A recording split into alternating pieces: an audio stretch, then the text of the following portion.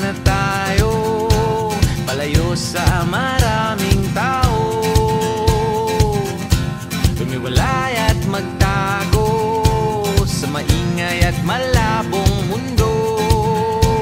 Bumubulong ang hanging habagat at hampas ng alon. Dumudulog